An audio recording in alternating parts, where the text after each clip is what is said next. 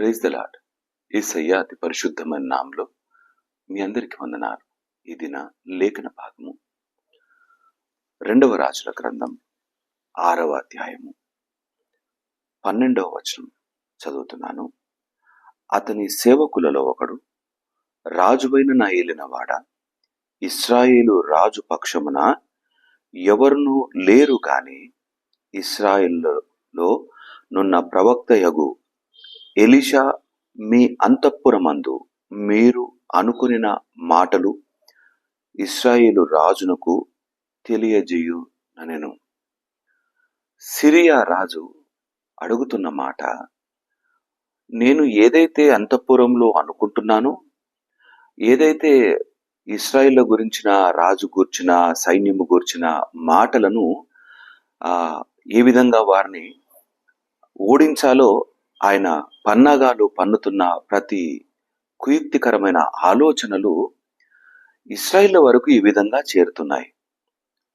ఆ రాజుకు ఎవరు చెబుతున్నారో నేను వేస్తున్న ఈ ప్రణాళికలను అంటూ ఆయన సైనికులలో ఉన్న వారితో, అంటే ఆ సమయాన ఒక సైనికుడు చెప్తున్న మాట, మనలో ఎవరైతే లేరు కానీ ఒక దైవజనుడున్నాడు, ఆయన పేరు ఎలీషా. నువ్వు అంతఃపురంలో అనుకుంటున్న మాటలు అక్కడ చెబుతూ ఉన్నాడు. ఈ అంతఃపురంలో అనుకుంటున్న మాటలు ఎక్కడో ఉన్న ఎలీషా ఏ విధంగా గ్రహించగలుగుతున్నాడు? దీనికి బలమైన కారణం ఏంటి? ఒకవేళ ఆలోచన చేస్తే, ఎలీషా ఆధారపడ్డ దేవుని గొప్పతనం అటువంటిది. యెహోవా దేవుని పైన ఆధారపడ్డాడు, రోషంగా నిలబడి ఉన్నాడు. ఏ విపత్తు వచ్చినా వెంటనే రాజుకు చేరవేయగలిగిన చక్కని జ్ఞానముతో నింపబడ్డవాడుగా ఉన్నాడు. దేవుణ్ణి మొదట వెతకగలిగిన వారు, ఆయనతో సహవాసం చేయగలిగిన వారు, ఆయనని ఆధారం చేసుకుని బ్రతికేవారు, మరొక ధ్యాస లేకుండా దేవుని మాటలను మాత్రమే విధేయత చూపిస్తూ ఆయన ఆజ్ఞలను బట్టి ముందుకు కొనసాగే వారి జీవితాలలో దేవుడు చాలా చక్కటి మాటలు అందిస్తాడు, బోధిస్తాడు, మార్గాన్ని నిర్దేశిస్తాడు, నడిపిస్తాడు. ఈ యొక్క రాజు యొక్క ప్రతి కుతంత్రాన్ని చెప్పగలిగే ఈ నమ్మకమైన స్థితి రావడానికి దేవుని సన్నిధానంలో బ్రతికే జీవితమే కారణం. నమ్మకంగా నిలబడి ఉన్నాడు. అయితే ఇట్టి నమ్మకమైన జీవితాన్ని, ఇట్టి కాపుదల కలిగిన ఆలోచనలు ఇచ్చే మాటను మనకివ్వడా అంటే తప్పక ఇస్తాడు. కానీ షరతు ఉంది. ఆయన కొరకు బ్రతకాలి, ఆయనలో బ్రతకాలి, ఆయనతోనే అడుగులు ముందుకు వేయాలి. ఆయన లేకుండా మనము లేము అన్న మాటను, సత్యాన్ని గ్రహించగలగాలి. ఆయనే మన యేసయ్య. కలువరి సిలువ వైపుకి ఆధారం చేసుకొని బ్రతికే వారికి, ఆ సిలువ నీడన నమ్మకమైన పరిశుద్ధమైన జీవితము కలిగిన వారికి, అడుగులు వేసే ప్రతి అడుగులో వెంట ఉండి నడిపిస్తానని మాట ఇచ్చిన ఆ యేసయ్యను కలిగిన వారముగా, అయితే వేస్తున్న ప్రతి అడుగు క్షేమంగా వేస్తామా అంటే అపవాది మనల్ని పడవేయడానికి, త్రొక్కివేయడానికి కుయుక్తికరమైన ఆలోచనలు వాడు చేస్తూనే ఉంటాడు. నిరంతరం వానికి విసుగు లేదు, అలసట లేదు. ఎందుకంటే వాని దగ్గర చాలా సమయం తక్కువగా ఉన్నది. కాబట్టి ఎంత త్వరగా యేసయ్యను నమ్మిన బిడ్డను పాతాళానికి తొక్కివేస్తే, లేదా ఆత్మీయంగా కూలదోస్తే నాశనం అయిపోతాడో అని వాడు పన్నాగాలు పన్నుతూనే ఉంటాడు.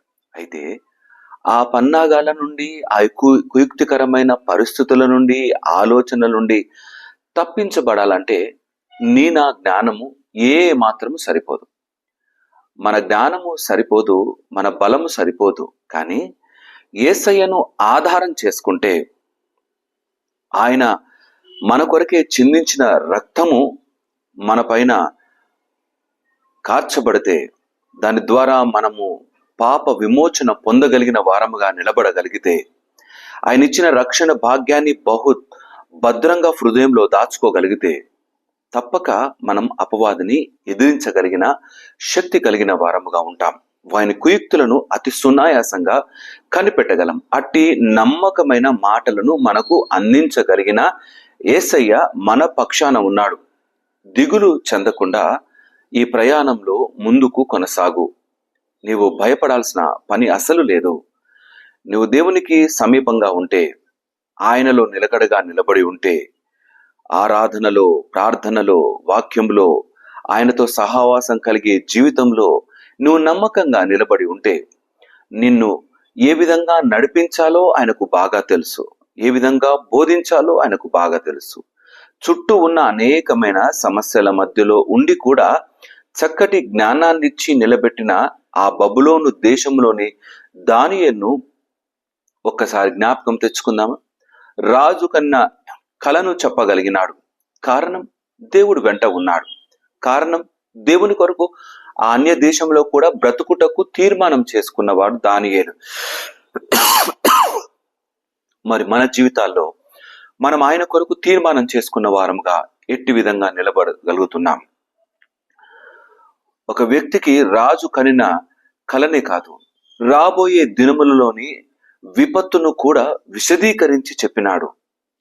అట్టి చక్కటి జ్ఞానాన్ని ఎవరికిచ్చాడు? యోసేపుకిచ్చినాడు. యోసేపు చెరలో ఉండి కూడా దేవుణ్ణి విడిచిపెట్టకుండా ఉన్నాడు. ఎవరైతే ఆయన కలిగి ఉంటారో వారికి చక్కటి దూరదృష్టి దేవుడిస్తాడు. జరగబోయే విపత్తులను ముందే పసిగట్టే చక్కటి జ్ఞానాన్ని ఇస్తాడు. వారికి సరాసరి ఆయన జవాబులను ఇస్తాడు. అనేకుల కొరకు దీవెనకరంగా కాపుదలనిచ్చే స్థితిలో నిలబెడతాడు. ఆ జీవితంలో నీవు నేను ఉండాలని, అపవిత్రత మనలో ఉండగా దాన్ని తీసివేసి పవిత్రతలోకి మార్చడానికి యేసయ్య పరమును విడిచి మన కొరకే వచ్చినాడు. ఈ యేసయ్యను విడిచిపెట్టి నమ్మకమైన నెమ్మదైన జీవితంలో జీవించగలమా? ఆయన్ను కాదని మన ఆలోచనలతో జీవితాన్ని కట్టుకోగలమా? రాబోయే విపత్తులను మనము ఎదురించి నిలబడగలమా? అసలు చేయలేం. ఆయన తోడు కావాలి, ఆయన వెంట రావాలి. వస్తే దిగులుండదు, తెగులు అంటదు. నమ్మకమైన బ్రతుకులో కొనసాగుతాం. దేవుని కొరకు బ్రతికే వారంగా, అనేకులకు దేవుని మాటలను అందించే వారముగా, విపత్తులను, కష్టమైన పరిస్థితులను పసిగట్టి దేవుని కొరకు క్షేమంగా అడుగులు వేసే చక్కటి జ్ఞానము కలిగిన జీవితంలో కొనసాగులాగున దేవుడు మనందరికీ సహాయము దయచేయును గాక. అట్టి నమ్మకమైన జీవితంలో కొనసాగుటకు దేవుడు మనకు చక్కని కృప చూపించును గాక. ఆమేన్. తల వంచుదాం, ప్రార్థన చేసుకుందాం. మా ప్రియ యేసయ్య, మీకే వందనాలు. నీ జ్ఞానము గొప్పది నాయన. మా ఊహకు అందని ఆలోచనలు, తలంపులు, గొప్ప జ్ఞానము కలిగిన దేవుడవు. దేవా, నిన్ను కలిగి మేము అడుగులు ముందుకు వేస్తూ ఉంటే అపవాది వేసే ప్రతి కుయుక్తికరమైన ఆలోచనల నుండి మమ్మల్ని తప్పించుటకు నాయన మేము నమ్మకంగా నీ సన్నిధానంలో నిలబడే జీవితాన్ని మాకు దయచేయమని ప్రార్థన చేస్తున్నాం. మేము కుడికి గాని ఎడమకు గాని తొలగకుండా నీ కొరకు బ్రతుకుటకు సహాయం దయచేయవా? ఆత్మ సిద్ధమే కాని మా శరీరము బలహీనమైనది. అయ్యా, ఈ బలహీనతలను తీసివేస్తూ నీ బలముతో నింపుతూ నాయన మా కొరకే వేసిన నమ్మకమైన బాటలో కొనసాగుటకు, ఆత్మీయమైన జీవితంలో కొనసాగుటకు శక్తిని దయచేయండి. యేసయ్యా, అపవాది ఆలోచనలన్నిటినీ లయపరుస్తూ వాడు మా కొరకే పరిచిన ప్రతి ఉరుల నుండి తప్పిస్తూ క్షేమంగా నిన్ను చేరు వరకు ఈ ప్రయాణంలో ఏ విధంగా మసలుకోవాలో, ఏ విధంగా బ్రతకాలో, ఏ విధంగా నా తండ్రి అపవిత్రత నా తండ్రి అంటకుండా పవిత్రతతో ముందుకు కొనసాగాలో నీవే మాకు బోధించి నడిపించమని నాయన ఈ దిన ఆశీర్వాదాలతో ప్రతి బిడ్డను దీవించి ఆశీర్వదించని ప్రార్థన చేస్తూ స్తుతులు చెల్లిస్తూ యేసయ్య అతి పరిశుద్ధమైన నామములో అడిగి ప్రార్థించి వేడుకుంటున్నాము నా తండ్రి. ఆమేన్.